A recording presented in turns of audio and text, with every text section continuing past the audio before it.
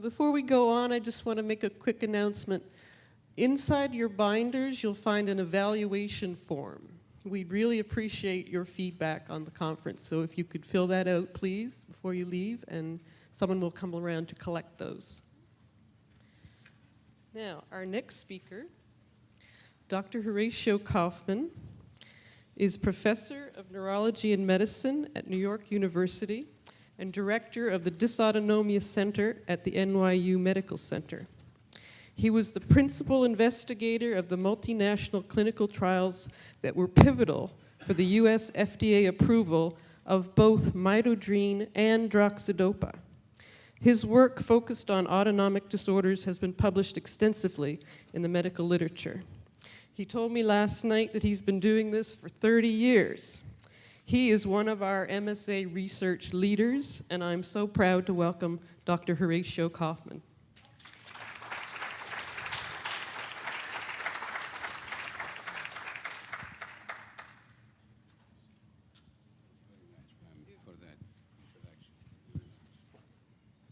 Let me just disclose that Lucy, the previous speaker, is my wife, and I think that I tell people that my most important job at NYU is to drive her in the morning and drive her at night, because she's really the one that does the most important work.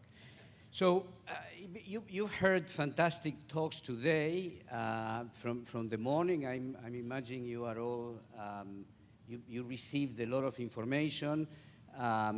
You had this sort of overview of MSA in the morning and some of the treatments. And then you have this incredibly exciting talk by Dr. Kurana, which I think is defining what's in the future for MSA. And as using the terms he was using, this is almost science fiction. The ability that not only that we can recreate MSA in the dish, in a dish that actually drugs can be screened and tested that way.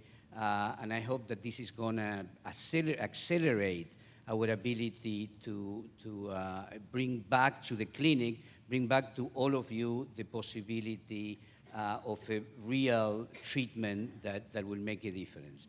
And of course, as Dr. Kurana mentioned, there is strength in numbers, and the same Lucy using that quote from the Three Musketeers, there is strength in numbers. So the crucial thing is that we all get together, particularly with the patient community. So look, there is a lot of research going on in MSA, a lot that is very, very exciting, and I summarized for you is in these binders that Pam provided for everybody. There's a summary of all the clinical trials and all the drugs that have been tried in MSA, which ones are promising and which ones are we already gave up on them. So I think that you already heard a lot of science. And I'm going to we're going to go back from science fiction back to your everyday life. And because this is the last talk of the day, I thought that I want to tell you a few very simple things, a few sort of practical things that you can do that for patients and caregivers. And why do I want to tell you about that? Not only because it's practical, but also because if there is one thing that we can treat effectively or quite effectively in MSA is the blood pressure problem. So we still are far from improving the motor abnormalities and a few others, but the blood pressure problem, we should be able to at least control it in a fashion that allows you to have a good quality of life every day. So that's what I'm going to focus on. So let me start by reminding you, we live in planet Earth. There's gravity here. And a few years ago, probably a few thousand years ago, man decided to stand up, right? To go from quadruped to standing up. And that of course, is a huge challenge for the cardiovascular system because standing up, 1 liter of blood drops to or is displaced downward to the lower part of your body. Now, why is that important? Well, it is important because in a human standing, 70% of blood volume is below the level of the heart. Look how different that is from a quadruped or a dog in which the situation is exactly the opposite. 70% of blood is at or above heart level.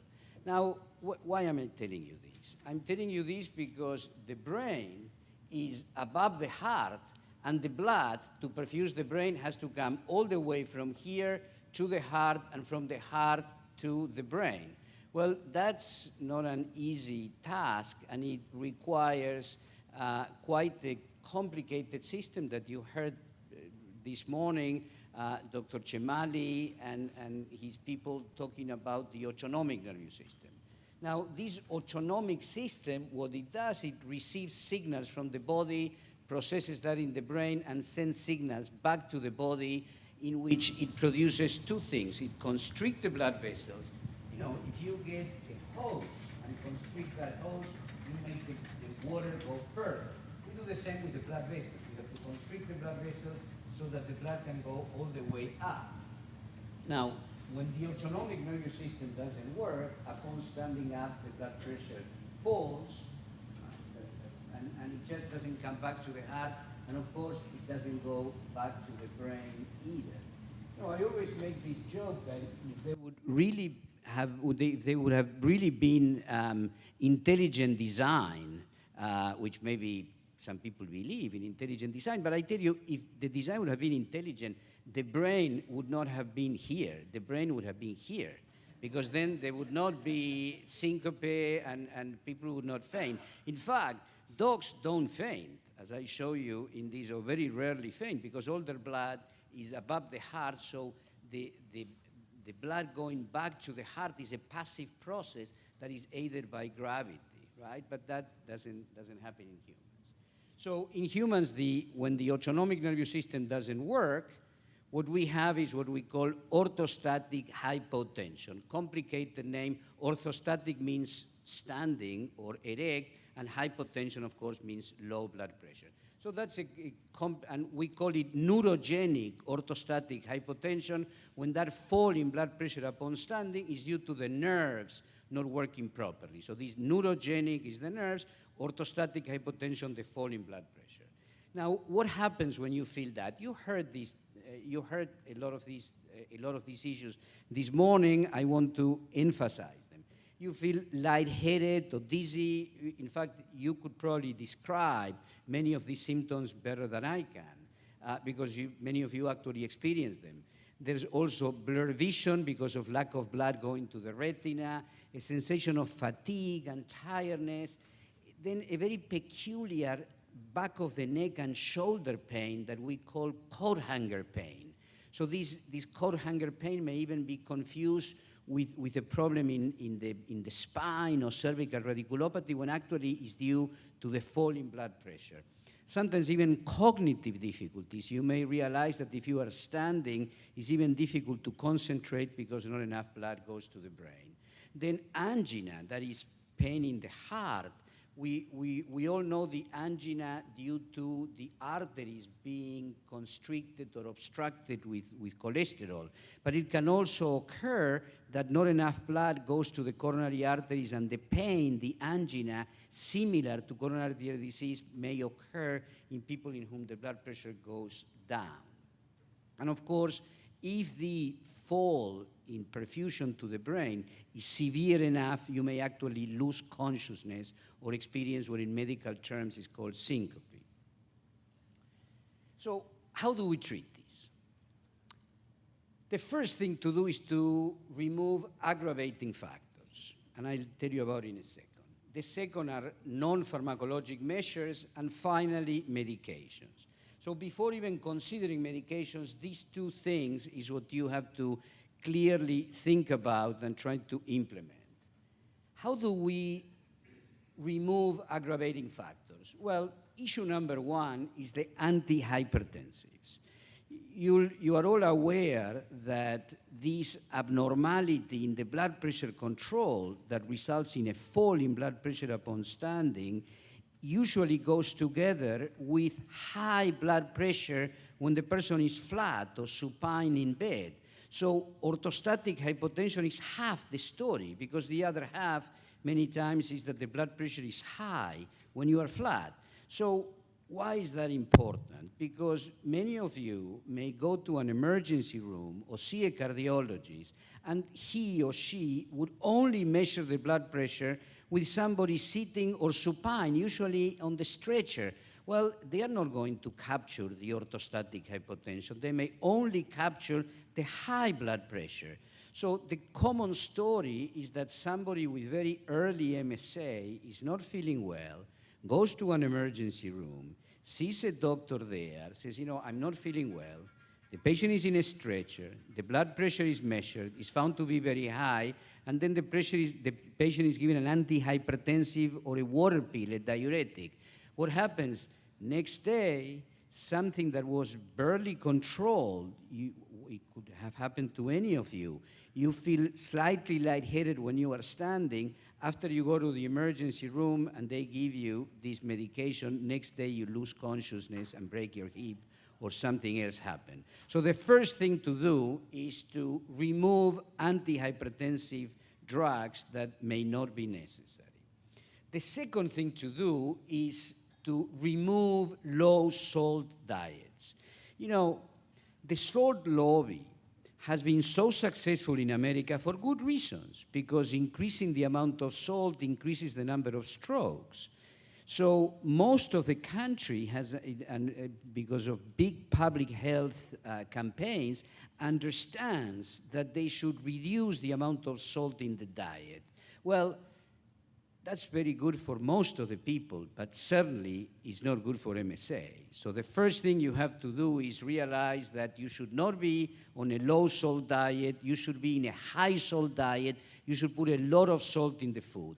This that appears to be so simple, we joke around that it's much more difficult to convince patients to take a lot of salt than it is to get them a hole in the head. People go to deep brain stimulation without complaining. But you tell them, look, you have to take more salt, and they say, doctor, you must be on drugs or something, because every publication, and I see in the newspaper every day that one should not take salt. So let me emphasize to you, you should take salt, and you should take a lot of salt if the blood pressure is low. That's issue number one. Another drug that is very common, that is an aggravating factor, is the adrenergic blockers in male patients, in men, for benign prostatic hypertrophy. These drugs are very, very effective to improve urination because they dilate the outlet of the bladder. But the same thing that they do in the outlet of the bladder, they do in the blood vessels. So what happens is that you urinate better, but you also faint. So many times you have to decide what's better or understand exactly what the mechanism is. Surprisingly, many doctors, medical doctors or other specialties may not be aware that a drug that is being sold or is being marketed for the prostate is actually an antihypertensive. So it's very, very common that patients will be given this drug for the bladder, particularly people with MSA, that the problem urinating may be confused with the problem in the prostate, because the symptoms are very similar. So they may be given some of these drugs, and what happens is that the blood pressure will fall quite dramatically. The other thing, and you heard today also that, is that you should not do is water restriction, right? So it's important. Why I put water restriction there? Because you all know very well that frequency in urination is one of the most distressing or is a very uncomfortable symptom in MSA. So what most of you do is you just drink very little amount of water because you don't want to be going to the bathroom all the time. So, well, that's fine to avoid going to the bathroom, but it will have a dramatic effect in your blood pressure, and it may make your blood pressure drop a lot. So no low salt diets and no water restrictions. Those are the two important things. Now, let me go to non-pharmacologic measurements. Now, here, and I think it's good to use the time to sit down and discuss this with patients, and I'm delighted to be able to do it here, and these are things you should discuss with your doctor, but these are all things that you should know, because as I try to put here, knowledge is power, and you'll see why. So I think it's important to understand the effect on blood pressure of a number of activities of daily living. The first thing is posture, like we spoke about, and we'll spoke about that in a second. Food, alcohol, hot weather, and physical exercise. What each of these things does on blood pressure, on your own blood pressure, is important for you to know, because you can act upon that. What about posture? Well, you heard this morning, and I'm going to elaborate this a little bit more, is this very peculiar thing, this exaggerated salt, which is sodium, that's the chemical, salt and water loss that happens when you are flat. You know, you're all aware, and again, I'm repeating things were said this morning, that during the night it's very common for people with MSA to have to get out of bed and go to the bathroom or have to urinate, sometimes 4, 5, 6 times a night.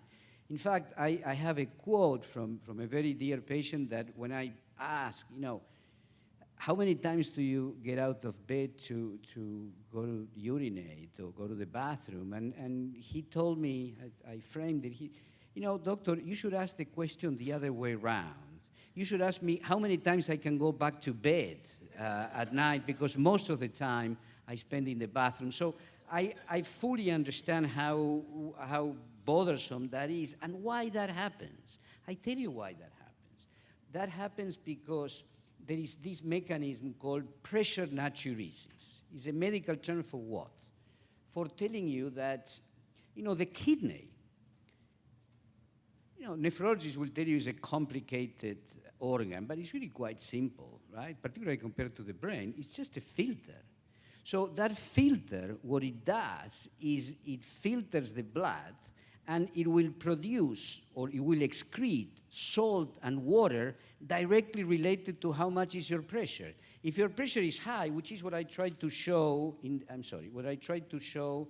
this graph, right? Here you have the amount of salt excreted, and this is your blood pressure. If the higher the blood pressure, the more sodium excretion and the more water. Now, why is that relevant? It is relevant because in people with MSA, what happens is that during the night, because people are flat in bed, the pressure is high, is quite high during the night. In fact, the circadian rhythm in which of the blood pressure that is supposed to go down during the night, that is completely abolished in MSA. And what you see is this. This is blood pressure, and this is time. So this is a recording of 24 hours in a patient with MSA. Now, the blood pressure is taken every 30 minutes, and this is all put together in a graph. Here the patient is sleeping, and as you can see, when he's sleeping, the pressure is quite high. During the day, the pressure tends to be lower, right, when the person is standing. Now, because it's so high during the night, it increases it's lower in the morning, it's high at night, and then that high pressure at night results in exaggerated urination and losing salt and fluid, and then in the morning, when you wake up, you are dry as a prune because you've been losing all this sodium and water during the night.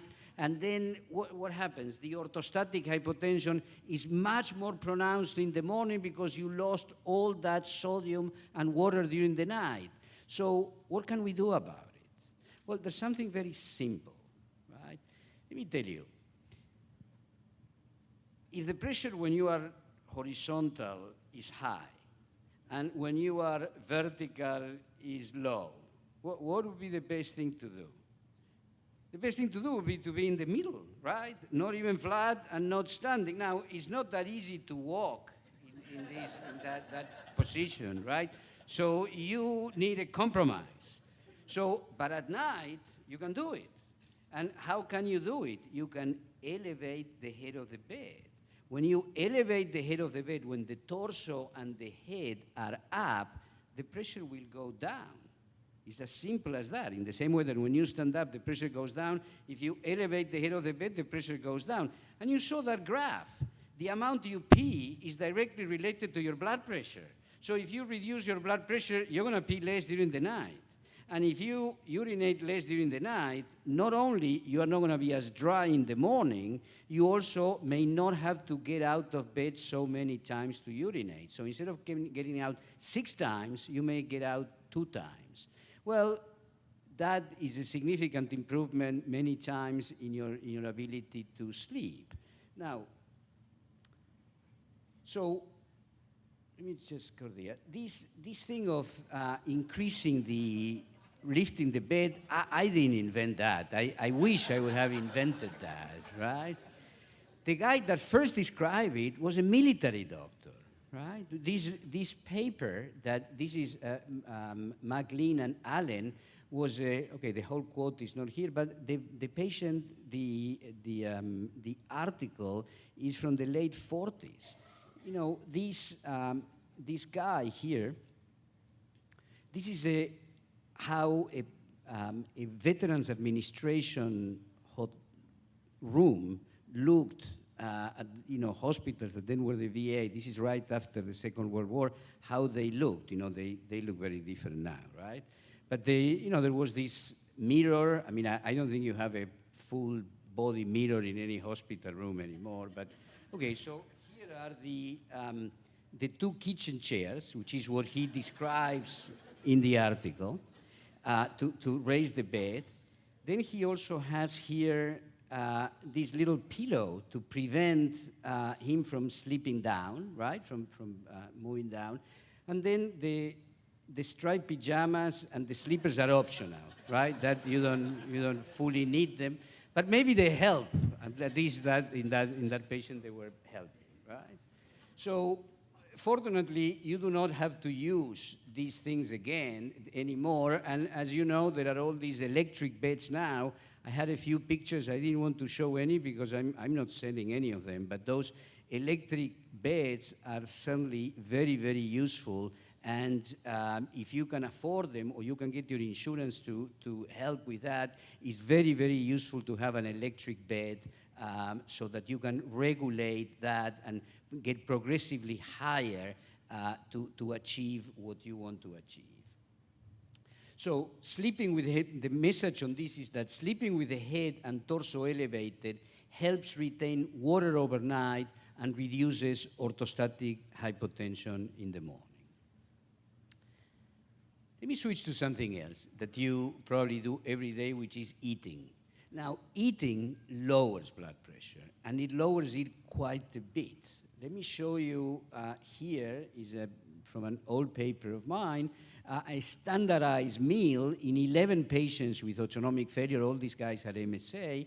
And as you can see, even supine, look at this fall in pressure after a standard meal, a dramatic fall in pressure, supine to less than 90, right? So if that is supine, of course, if you look here, the fall is much more pronounced standing. So this is another study showing before and after a meal. And as you can see, there is this is systolic and diastolic. It falls here, it falls sitting, and it also falls standing.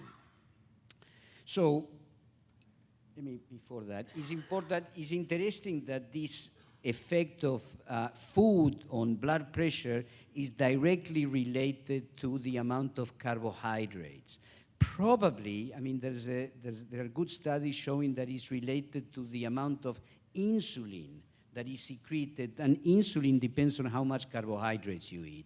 So one important practical advice is not to eat carbohydrates in the morning, to try to have a protein breakfast rather than a carbohydrate breakfast, and you'll see that the effect of meals is not as pronounced.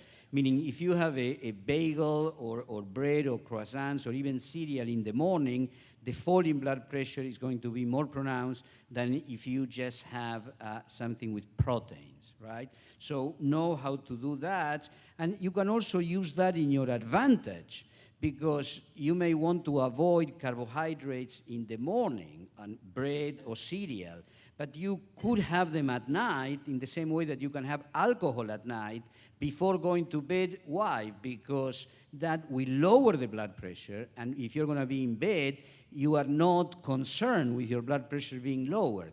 So having a carbohydrate meal, having a glass of alcohol and chocolate at night is a very good idea, right? So I always, okay, very good. I joke about that, and patients tell me, doctor, I'm going to come back because it's the first time that somebody writes in a prescription that I can have scotch at night, right? So I tell you, you can have scotch at night, and you can have chocolate at night, as long as you do it close to bed. Don't do it in a restaurant, but because your pressure is going to fall. So, but you can use that in your advantage, and nobody could complain that their doctor is prescribing them chocolate and alcohol. So remember that, tell that to your doctor, and if he disagrees, tell him to call me. Okay. Another thing, warm weather. Warm weather lowers blood pressure. When people tell you that in the summer they don't feel well, they're not crazy. They're not making it up, and it's not like the humidity with the bones, that it's not that. Warm weather lowers blood pressure, and there's a very straightforward physiologic explanation for that. If you see, this is a little scheme, just bear with me for a second, and it shows the distribution of your blood in cool environment and in hot environment. In cool environment, there is not much blood in your skin, right? Your skin is white or pale. If it's very warm, if you're in a sauna, or if you are, if the weather in the beach, or if the weather is very low, it's very warm, you'll see that you may get red. And not only you may get red, you may also sweat. Sweating is like a radiator. It's a way to dissipate heat. Now, the way to dissipate heat, the best way to dissipate heat is to open those blood vessels in the skin and let the blood go there, circulate there, and dissipate heat, again, like a radiator. Now, in a normal person, when it's warm and the blood goes to the skin to dissipate the heat, the central part, the splanchnic area, the blood vessels in your gut and in your thorax constrict to compensate for that. Now, in people with MSA, that constriction is absent, but the distribution of blood is not absent. You still get red, you still feel that heat, but the pressure will go down dramatically because now the central part of your body is receiving much less blood because a lot of the blood is distributed to the skin. So it's a common story that patients, and again, I have some movies showing you, patients that tell you with MSA, telling you, doctor, I used to love being on the beach, I used to love the summer, now I cannot go to the beach and I hate the summer, I don't feel well in the summer. So if that happens to you, you are not crazy, you are not making it up, that's the reason for this to occur. Exercise. Exercise, we all want you to exercise. It's very important that you do it because that will keep your muscles in good tone and is crucial to prevent progressive deterioration. However, you have to know how to exercise and the fact that exercise lowers blood pressure in people with MSA. So in normal subjects or in controls, exercise increases blood pressure. In MSA, it lowers blood pressure. So what do we do about it? Let me show you. This is what I was telling you in a normal person. This is a graph that shows exercise supine, right, in a recumbent bicycle. So you are almost taking out the effect of gravity. And as you see here, according to the intensity of the exercise in watts, in normals, the blood pressure goes progressively up. In people with MSA, or in autonomic failure, mostly MSA, this is an old paper from a British group, the blood pressure actually goes down.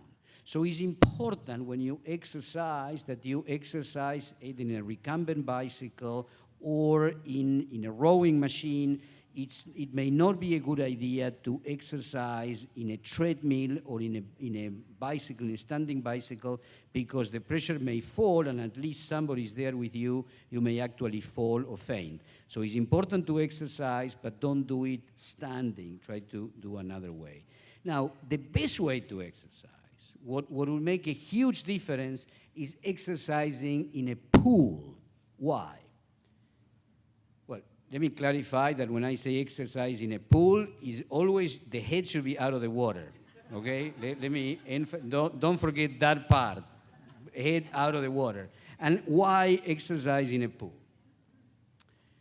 Look, this is again graphs like I showed you before. And this shows the distribution of blood in a person standing in just room air. This is somebody standing with water up to half the thorax, and this is water all the way to the neck. So as you can see here, the distribution of blood volume is very different. You see that standing on a pool with the water all the way to the neck has almost the same effect as powerful or very, very tight stockings all the way to the waist. It actually redistributes blood all the way up to the thorax and increases central blood volume dramatically. You know, when you get on a pool, any of you, when you get on a pool after 15, 20 minutes, what do you have to do that you do not do in the ocean? Let me see if people are really sincere. What you do not do in the ocean that you do in a regular pool? I tell you, after 15, 20 minutes in a pool, you have to get out. Why do you have to get out? Because you want to urinate, right? In the ocean, most people don't get out of the ocean and just stay there. Now, in a pool, fortunately, the ocean is big enough that we don't realize that. But then, in a pool, you have to get out because, it's not good manners to urinate in a pool. And the reason you need to urinate when you're in a pool is what's described here. Because there is a redistribution of volume, all the volume goes to the thorax here, and what the brain is interpreting is that there is a lot of water, there is too much volume, and there's secretion of hormones. There's one called natriuretic peptide, and it's serious other hormones that distension of the heart will make the kidney again excrete that volume. So why I'm emphasizing this? Because if you have access to a pool, you should definitely exercise in a pool. I tell you that I have patients that tell you that it's almost magic, because patients that are unable to walk for 20 meters without feeling faint, you put them on a pool, again, head out of the water, till here, and they can walk around, they can exercise, and they can be maybe 35, 40 minutes walking and doing things without anything else. So I'm using this time and making these jokes so that you're going to remember this is very, very useful. And if you have access to a pool, do it and get there and do it. The other, I want to show you these maneuvers. These are called counter maneuvers, and it shows that crossing the legs or sitting and lifting a legs.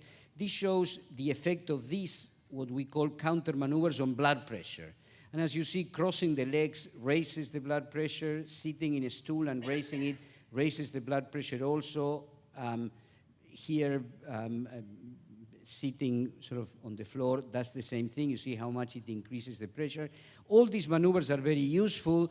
They may not be that easy to do in people with MSA. They are easier in people with PAF. In people with MSA, with their balance problems, and that is not easy to do many of these maneuvers. So I wouldn't emphasize this too much, but it's good to know when you are still able to do it that these maneuvers do increase blood pressure.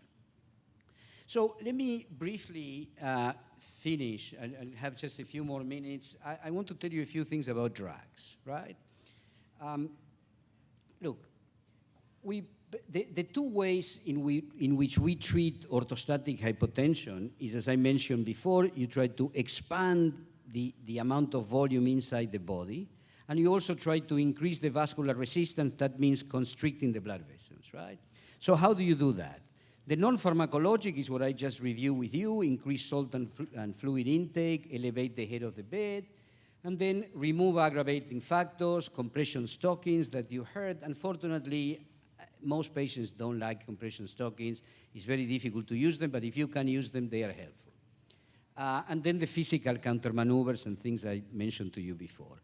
What about pharmacological treatment, which most people with MSA eventually will need? Pharmacologic treatments, fludrocortisone is the classic drug, is an old drug that retains sodium and water and expands volume. Unfortunately, is useful, but it's not a good drug. It's not approved for this indication, although is commonly used, and it's not a good drug because it produces many times the price you pay for the increase in pressure standing is a dramatic supine hypertension that sometimes can be irreversible. On the other hand, many times it's necessary, and you still have to use a small amount of fludrocortisone to maintain volume, particularly in people that don't drink enough water or salt. This may be the only way of doing it. But again, it's not a particularly good drug. Then the other two are drugs that increase vascular resistance, right, that constrict the blood vessels. The older one is midodrine, which is a direct agonist that you all know because it has been around for a long time. I brought it to the US and did initially from Belgium, and did the clinical trials for the approval of this drug. Now, the new kid on the block, which is, I think, very interesting, and I'll show you that in a second, is this norepinephrine precursor, a drug called, the commercial name is Northera, or the drug is Droxidopa or DOPS. What is this drug? Well, let me pass it. Well, this drug is a precursor of norepinephrine. Let me show you this. Norepinephrine is this neurotransmitter, the chemical that the nerves use to communicate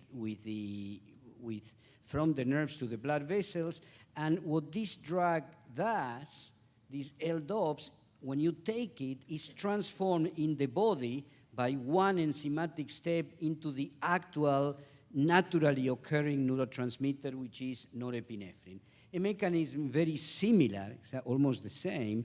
In fact, it's the same enzyme that transforms levodopa into dopamine in the case of Parkinson's disease. So this artificial amino acid is transformed in the body to the naturally occurring neurotransmitter. Now, I've been using this drug for a long time, and in 2003, more than 10 years ago, we published one of the big studies with 20 patients showing that the drug was very useful in patients with MSA. In fact, let me just show you, and make this very short, the effect. This is the standing mean arterial pressure. This is time. This is the average in 19 patients, and as you can see, this is the blood pressure standing during the day. There is this variability plus the fall that occurs after a meal, right? So the mean pressure is between 60 and 75, and the patient is most patients are symptomatic at this level. This is the effect of, in that study 10 years ago, the effect of one dose at time 0 of Droxidopa that was different in each patient. We had individualized which was the dose that each patient needed. And as you can see, there was a very significant increase in blood pressure that lasted several hours. In fact, it was significant 1 hour after taking it, had a peak effect at around 3 or 3.5 hours, and the effect lasted for almost 6 hours, less. So the peak around 3 hours, beginning of effect at 1 hour, and last for 6 hours, and there was a significant improvement of symptoms. This shows that the effect is due to the conversion of that amino acid to norepinephrine, to the naturally occurring neurotransmitter. This graph shows in black is that drug, and in white is norepinephrine. You see the peak after 3 hours coincide with what happens in the body, which is transforms this into norepinephrine, that neurotransmitter. Now, it took 10 years, or a little more than 10 years, to get it approved, right? But the good thing, what I wanted to show you, and I remember the morning we finally saw this after working with this drug for a long time, in February 18, 2014, after in the second attempt that we went to the advisory committee, to the FDA, this was finally approved. So you see, FDA approves Northera to treat neurogenic orthostatic hypotension. A few months later, this was done by a company called Chelsea. Then we were all lucky that Lundbeck took this drug that now is approved and decided to make it available to everybody and continue on this program. So I will show you very briefly, and I will finish there, the trial, the big trial, not the 19 patients, but the big trial that was the pivotal for approval of this, and this was also published very recently. We call this the 301 study. It doesn't matter the name, but what this study did was we actually randomized 160 patients, have to receive placebo and have to receive Droxidopa. And the interesting thing here, what I want to tell you is that when we did midodrine, the FDA only wanted the blood pressure. They said, doctors, you have to show us that there is an increase in blood pressure when the patient is standing. That's the only thing we care about, and at that time was the only thing we cared about also. Now, essentially, the FDA said, look, we don't care about the blood pressure. We know it's important, but we care about symptoms. We only care about symptoms. You have to show that the drug actually improves symptoms. You can do everything you want with the blood pressure, but that's not what is going to get you approved. You have to show us that the drug improves symptoms. That wasn't an easy thing to do for a number of reasons, and I'm not going to bore you with them, but it was a tough thing to do, but this is what we did. Well, this was the design of the study. Many of you have participated on this. The drug was, every day was titrated up to a maximum of 600 milligrams 3 times a day, according to the response. This was open label. After that, patients were washed out, meaning they didn't take the drug, and here they were randomized. Randomized means half receive active agent, half receive a placebo, and a week later they were tested again, and at each of these intervals they were answering this questionnaire called the OHQ, which is a questionnaire that we devised specifically to measure the effect of low blood pressure. So again, I'm not going to go through the details of this. This was that OHQ that many of you would know. Not a difficult thing, just people were asked to rate from 0 to 10 the symptoms of orthostatic hypotension. The lightheadedness, the feeling faint, the problems with vision, weakness, fatigue, trouble concentrating, all these things I mentioned to you before and that you know very well that occurs when you stand up, people rated them from 0 to 10 blindly, and based on those numbers we made a score. So let me show you the results. The results, okay, with all those ratings, we made a score called the OHQ score, and this is what happened. 1 week after taking the drug in a completely blind fashion, meaning people did not know what they were taking and doctors did not know what they were taking either, there was a very significant improvement of almost 2 points in that composite score in the active agents versus less than 1 in those with placebo, something that was quite significant. If we take the first item of that questionnaire, which is perhaps the most relevant, the lightheadedness and the feeling faint, the improvement was even more pronounced, was 2 points versus 1 point with placebo.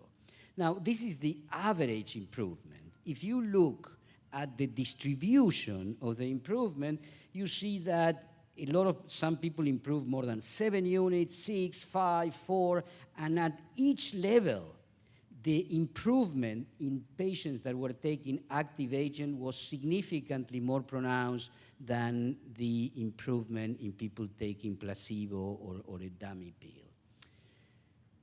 Regarding the standing pressure, there was also an increase, which is what we wanted. The patients with autonomic failure, or many of these had MSA, had an increase in blood pressure of 11 millimeters of mercury versus less than 4 in placebo. And in diastolic blood pressure, the increase was less pronounced. But the one we care about is this one. There were, of course, some side effects. The most common side effect, the significant one, was headaches. Headaches were more common in people taking Droxidopa, and the incidence of hypertension, supine, although it wasn't very pronounced, only 2.5%, was, of course, more prevalent in people taking the active agent than in people taking a placebo. So it's important to focus on this and to measure the blood pressure supine and to know that what to do about it. This is the number of people with hypertension, and as you can see, those taking before randomization, it was interesting that some patients on placebo were already very hypertensive supine. As I mentioned to you before, that's the other side of the coin. Interestingly, none of the ones that were randomized to Droxidopa had so much hypertension supine. After treatment, however, the ones on placebo remained the same, and Droxidopa that had nobody hypertensive now had 5% of people with hypertension. So this is a real problem and something that you should be careful about. It's not a showstopper, but it's something you should be aware of and that it should be controlled, and there are a number of things to do. The first thing, and I'm going to finish in 30 seconds, I want to remind you one thing. If the pressure is high when you are supine, what are you supposed to do? Elevate or stand up, right? Remember, this hypertension is of concern, but it's very, very different to your uncle's hypertension. You know, the garden variety hypertension stays with you all the time. Supine, sitting, standing, the blood pressure is high all the time. The hypertension of MSA is not permanent. The hypertension of MSA is directly related to your position. So the first thing to know, and that's the usual thing, when patients that maybe we didn't spend enough time explaining this, call you on the phone and say, "Doctor, I'm really scared. I just took my blood pressure." Many patients, and probably many of you, have blood pressure machines at home. And they say, "Doctor, my blood pressure is 240, and I'm feeling okay, but I'm really scared." So the first thing to say is, "Look, I understand, but what are you doing now?" I'm on the phone, doctor. I know you're on the phone, but how, in which position? "Well, I'm very afraid. I'm in bed because I'm so hypertensive. So what should I do?" The first thing you tell them to do is get out of bed now, stand up now, and call me in 5 minutes. Take the pressure again and call me in 5 minutes. 5 minutes later, say, "Doctor, my pressure now is 80, right? So I'm not going to give you all the answers, but I do want to tell you that the most important thing to control your blood pressure and the orthostatic hypotension is knowledge. Is understanding what the disease is, how it works, what you can do about it. And as you heard, the pills are not magic. They are incredibly useful. They are very, very efficient, but only to the extent that you understand what they do, how they do, and how you should implement a regimen. So crucial thing, understand the effect of posture and other things on your blood pressure. Thank you very much.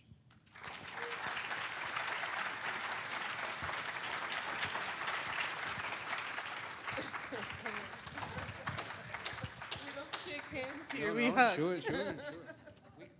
We can do this Dancing with the Stars with Pamela, right?